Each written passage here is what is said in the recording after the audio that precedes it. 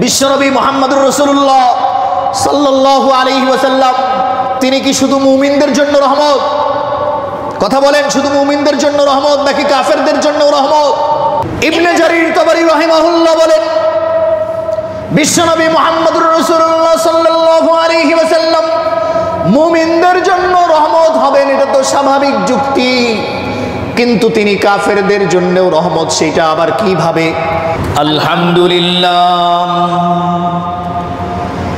আলহামদুলিল্লাহি রাব্বিল আলামিন ওয়াল আকিবাতু লিল মুত্তাকিন والصلاة والسلام على رسوله الأمين وعلى آله وصحابته أجمعين أما بعد فقد قال الله سبحانه وتعالى أعوذ بالله من الشيطان الرجيم بسم الله الرحمن الرحيم وما أرسلناك إلا رحمة للعالمين. سئلت عائشة رضي الله تعالى عنها عن خلق رسول الله صلى الله عليه وسلم فقالت كان خلقه والقرآن. وعن أنس رضي الله تعالى عنه قال قال رسولنا وإمامنا وقدوتنا صلى الله عليه وسلم لا يؤمن أحدكم حتى أكون أحب إليه من والده وولده والناس أجمعين أو كما قال الرسول صلى الله عليه وسلم. صدق الله مولانا العظيم وصدق رسوله النبي الكريم ونحن على ذلك لمن الشاهدين والشاكرين والحمد لله رب العالمين. جاءت لدعوته الأشجار ساجدة جاءت لدعوته الأشجار ساجدة تمشي إليه على ساق بلا قدم وأبيض يستسقى الغمام بوجهه وأبيض يستسقى الغمام بوجهه سمال اليتامى عصمة للأراملين.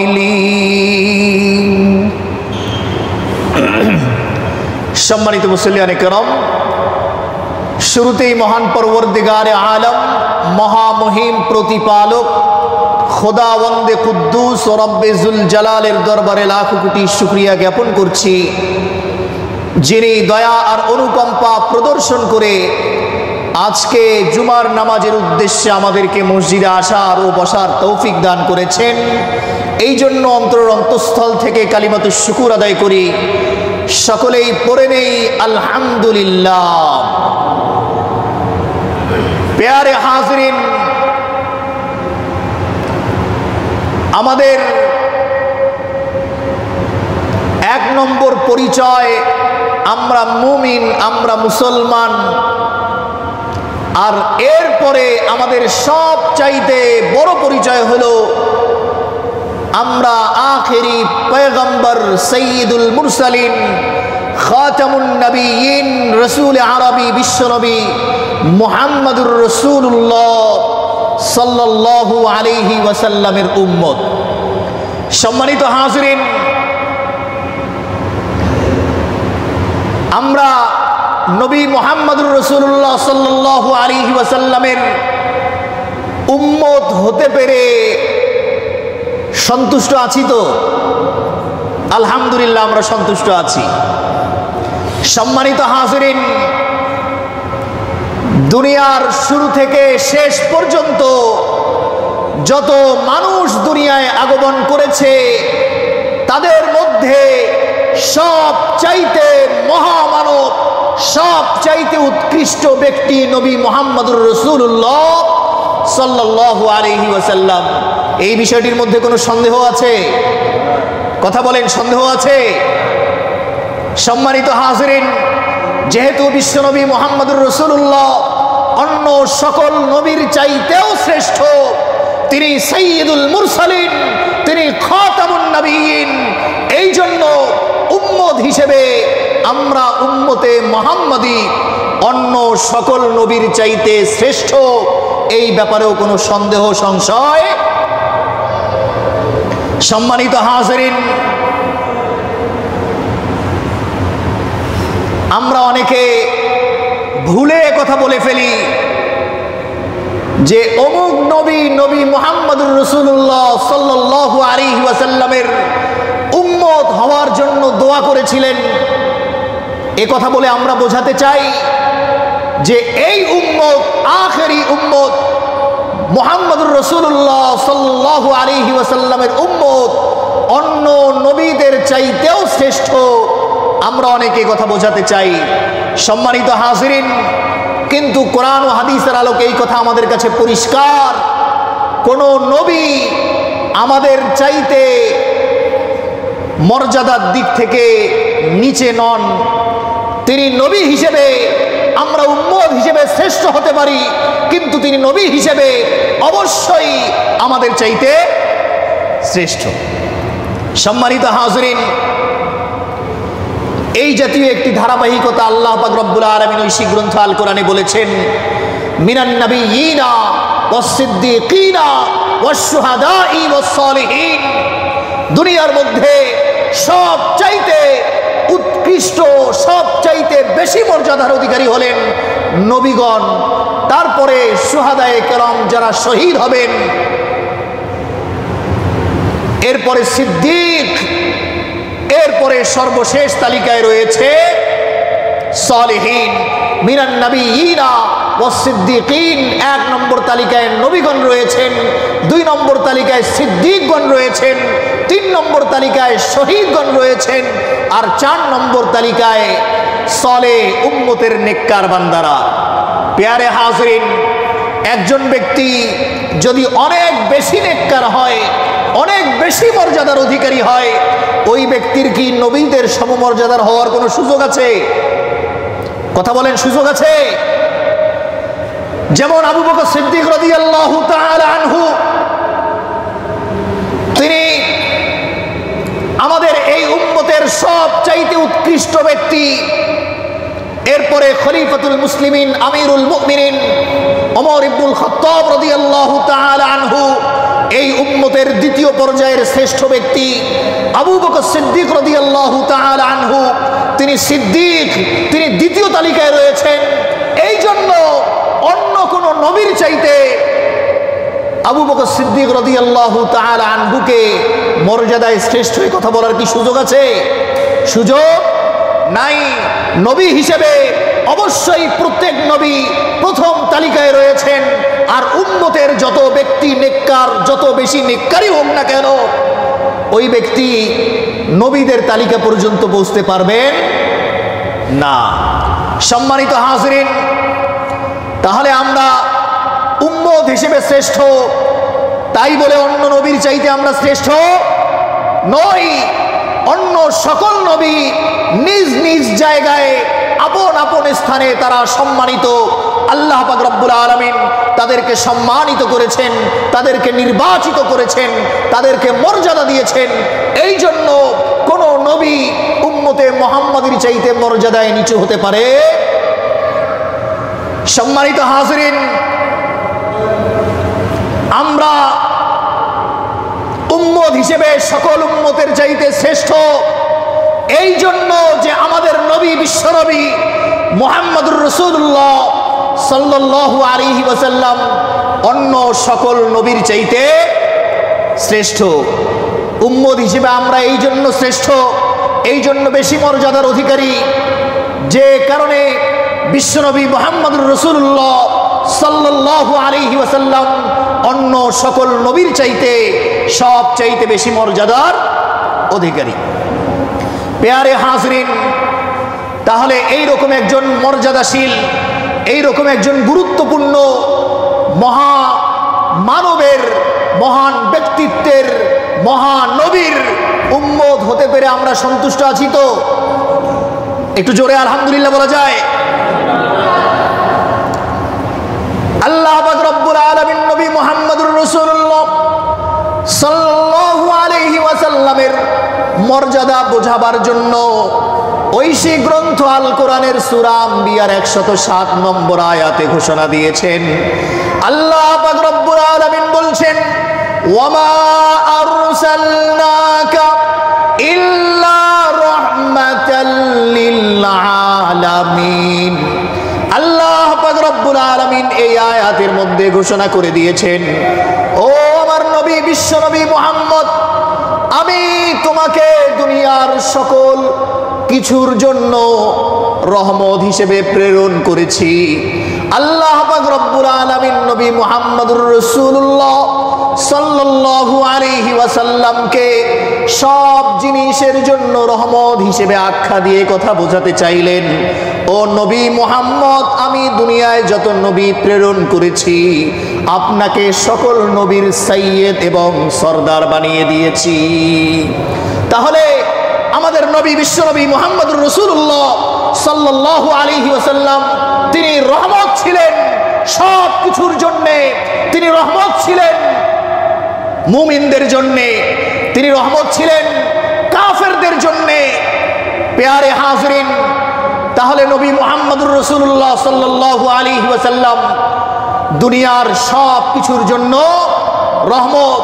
তিনি আমাদের মুমিনদের জন্য রহমত, তিনি কাফেরদের জন্যও রহমত। ইমাম ইবনে জারির তবারি রাহিমাহুল্লাহ তার বিখ্যাত তাফসীর গ্রন্থ তাফসীরে তবারিতে এনেছেন, আল্লাহর রাসূল সাল্লাল্লাহু আলাইহি ওয়াসাল্লাম তিনি কিভাবে মুমিনের রহমত এবং তিনি কিভাবে কাফেরদের জন্য রহমত, এই কথা ইবনে জারির তবারি রাহিমাহুল্লাহ তার বিখ্যাত তাফসীর গ্রন্থের মধ্যে উল্লেখ করেছেন।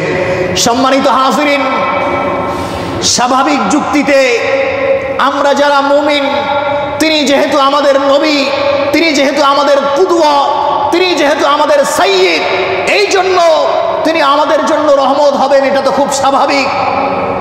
কিন্তু তিনি কাফেরদের জন্যও রহমত, সেটা আবার কিভাবে? সম্মানিত হাজিরিন, ইবনে জারির তবারি রাহিমাহুল্লাহ বলছেন,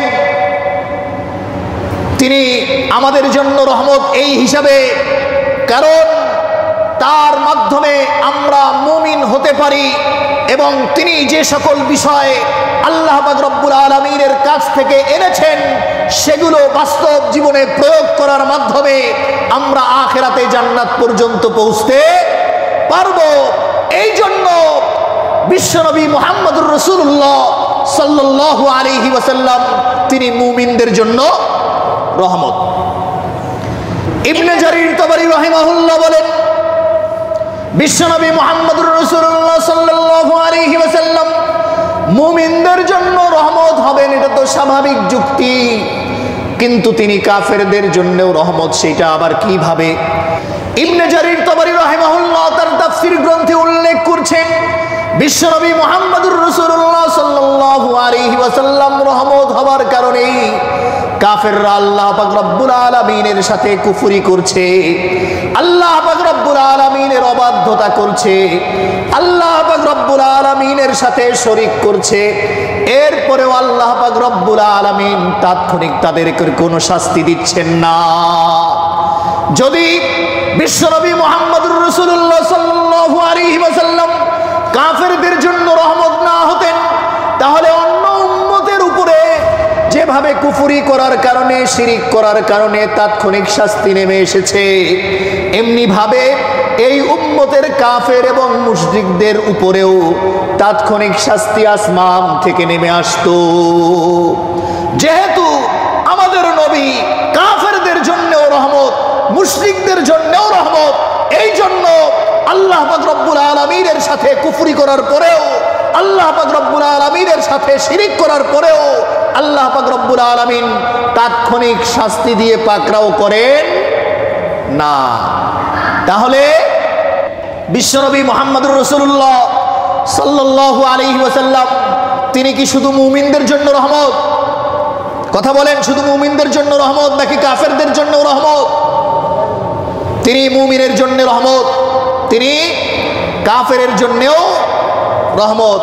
প্যারে হাজিরিন, বিশ্বনবী মুহাম্মদুর রাসূলুল্লাহ সাল্লাল্লাহু আলাইহি ওয়াসাল্লাম তিনি পৃথিবীর শুরু থেকে শেষ পর্যন্ত, তার আগে যত মানুষ পৃথিবীতে এসেছে, তারপরে যত মানুষ পৃথিবীতে আসবে, পৃথিবীতে যত মানুষের আগমন ঘটবে, সকল মানুষের চাইতে মর্যাদায় শ্রেষ্ঠ এবং অধিক মর্যাদার অধিকারী আমাদের বিশ্বনবী মুহাম্মদুর রাসূলুল্লাহ সাল্লাল্লাহু আলাইহি ওয়াসাল্লাম। প্যারে হাজিরিন, এই নবী মুহাম্মদুর রাসূলুল্লাহ সাল্লাল্লাহু আলাইহি ওয়াসাল্লাম তিনি যখন দুনিয়ায় আগমন করেন,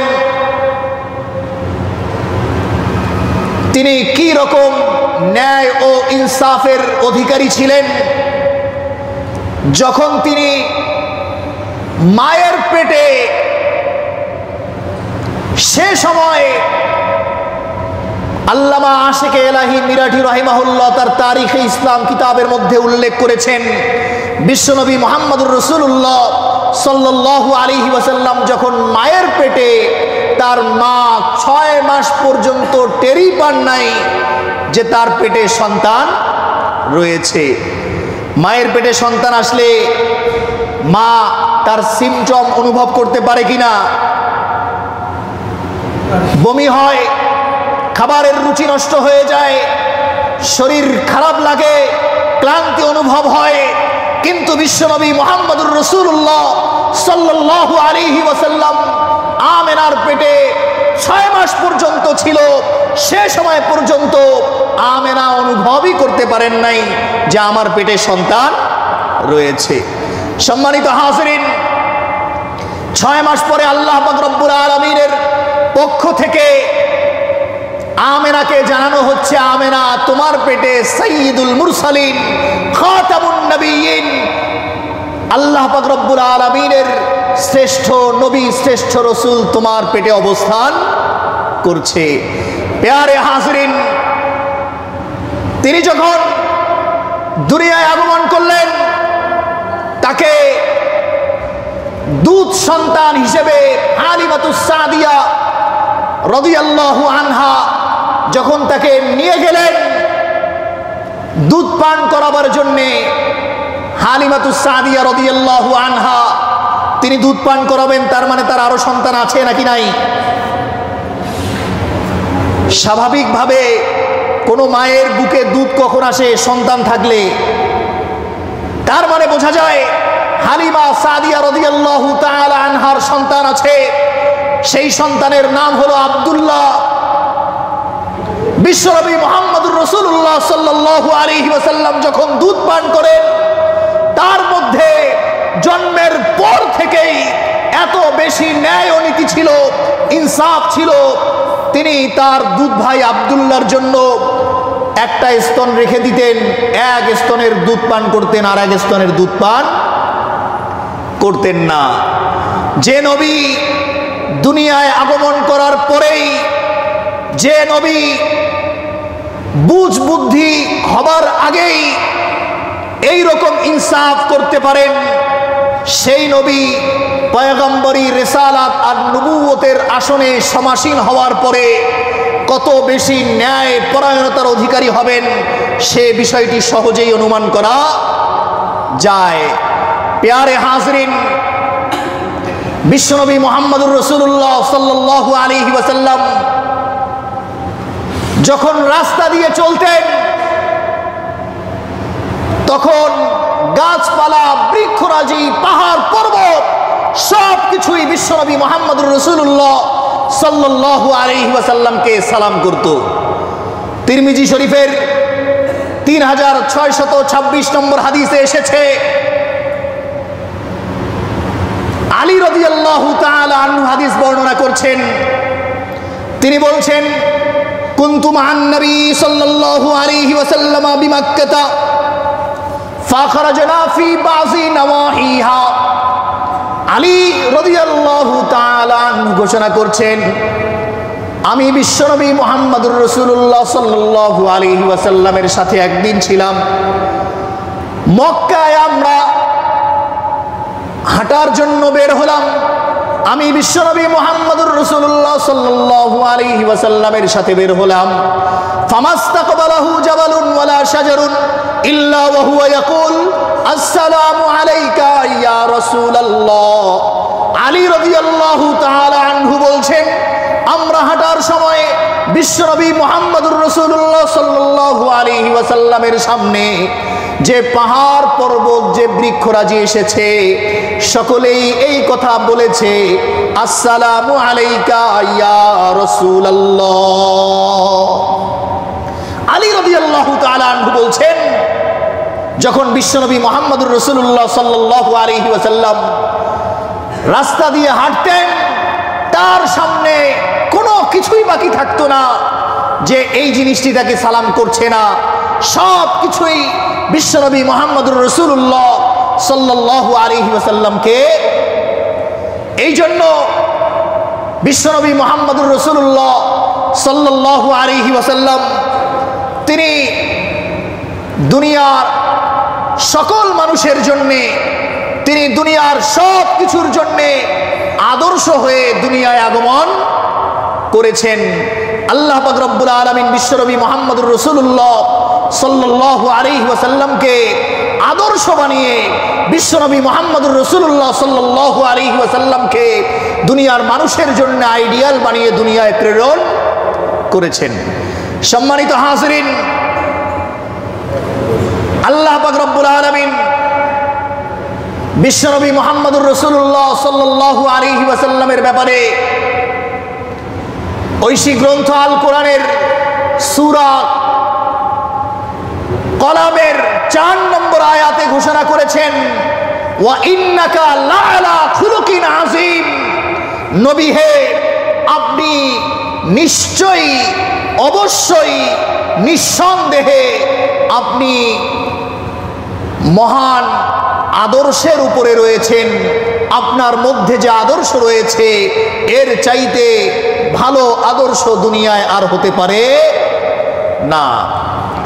এই জন্য মুসনাদে আহমদে হাদিস এসেছে 25302 নম্বর হাদিস, সুইলাত আয়েশা রাদিয়াল্লাহু তাআলা আনহা আন খুলুকি রাসূলিল্লাহি সাল্লাল্লাহু আলাইহি ওয়াসাল্লাম। আয়েশা সিদ্দিকা রাদিয়াল্লাহু তাআলা আনহাকে বিশ্বনবী মুহাম্মদুর রাসূলুল্লাহ সাল্লাল্লাহু আলাইহি ওয়াসাল্লামের চরিত্র সম্পর্কে জিজ্ঞাসা করা হয়েছে।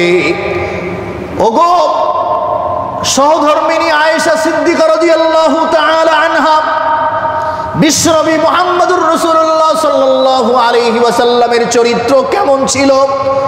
আয়েশা সিদ্দিকা রাদিয়াল্লাহু তাআলা আনহা জবাব দিয়েছেন, কানা খুলুকুহু আল কুরআন।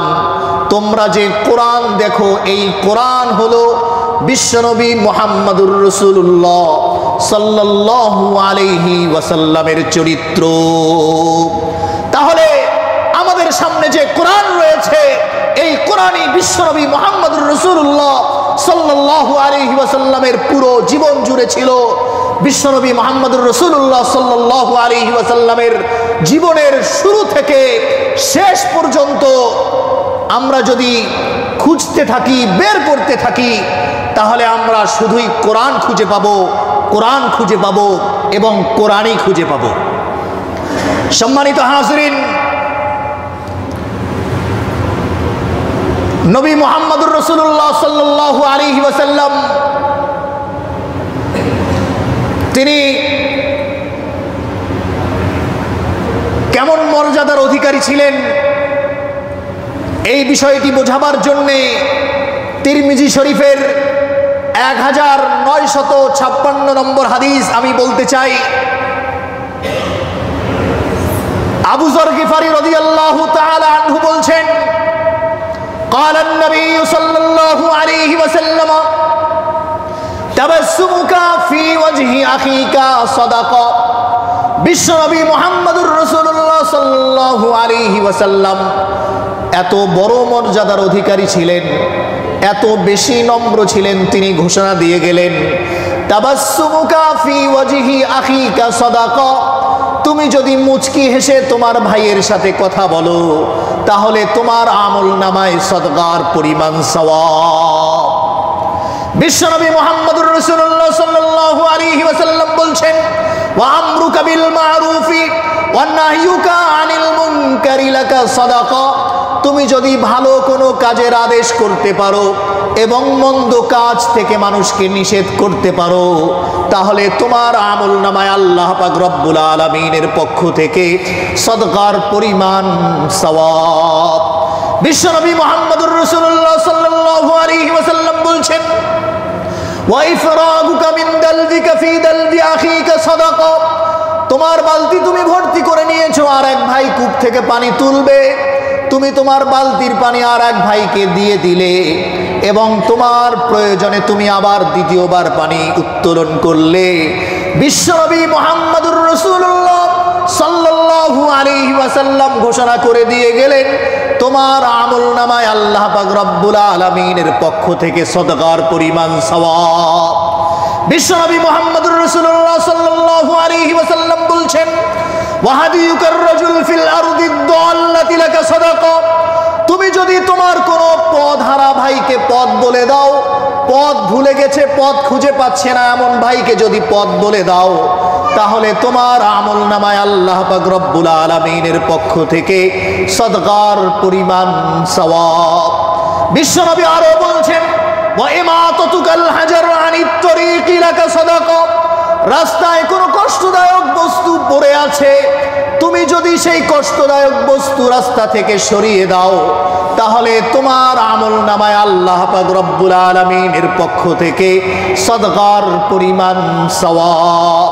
বিশ্বনবী মুহাম্মদুর রাসূলুল্লাহ সাল্লাল্লাহু আলাইহি ওয়াসাল্লাম এই রকম বড় মর্যাদার অধিকারী ছিলেন, এত বেশি নম্র ছিলেন যে এই জাতীয় কথা আমাদেরকে বাতলে গেছেন, বলে গেছেন এবং আমাদেরকে আমাদের জীবন পরিচালনার পথ বলে দিয়ে গেছেন। সম্মানিত হাজিরিন,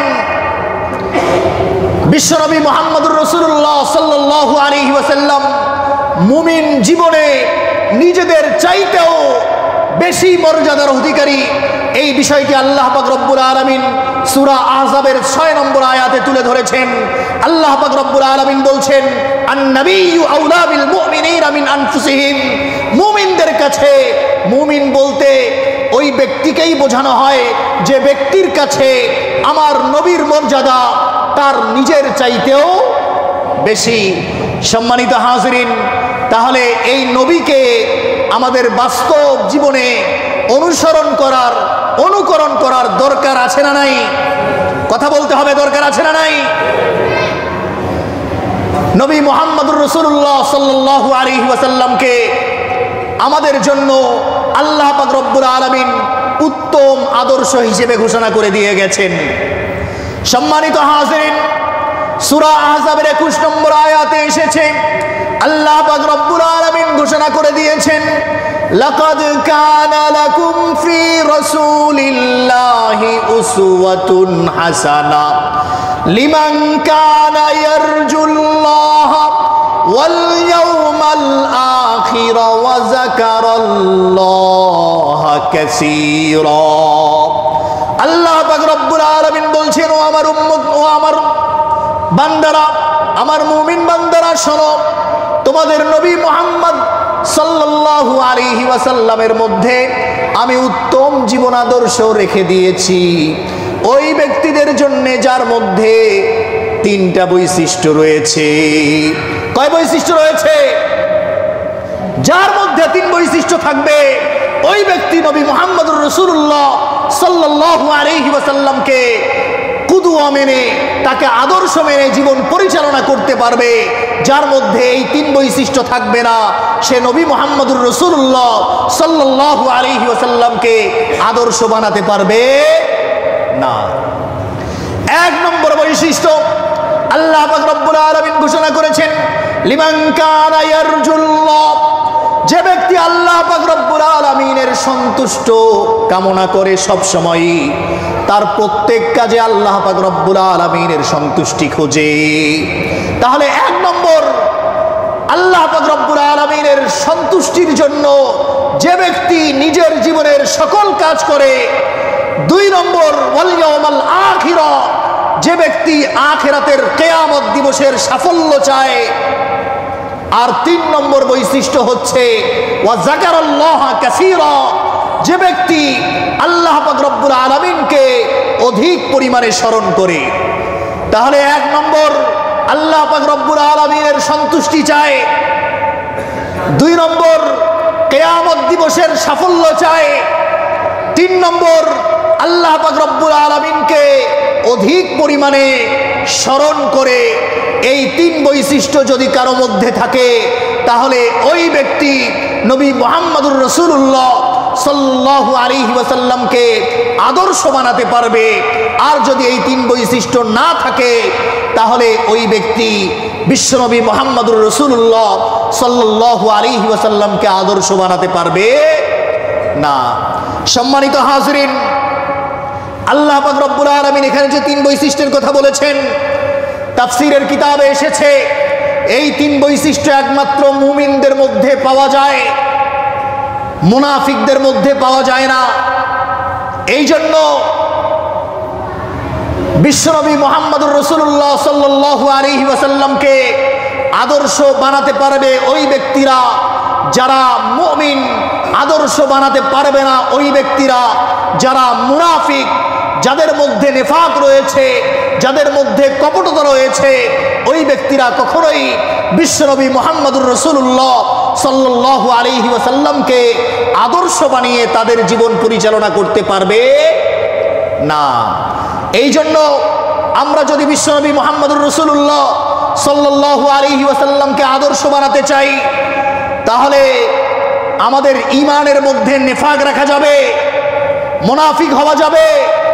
আপনি যদি বিশ্বনবী মুহাম্মদুর রাসূলুল্লাহ সাল্লাল্লাহু আলাইহি ওয়াসাল্লামের পুরো জীবনকে আদর্শ বানিয়ে আপনার জীবন পরিচালনা করতে না পারেন, তাহলে আপনারও মনে করতে হবে আপনার মধ্যে নিফাক রয়েছে, আপনার মধ্যে কপটতা রয়েছে, আপনার ঈমানের মধ্যে ঘাটতি রয়েছে।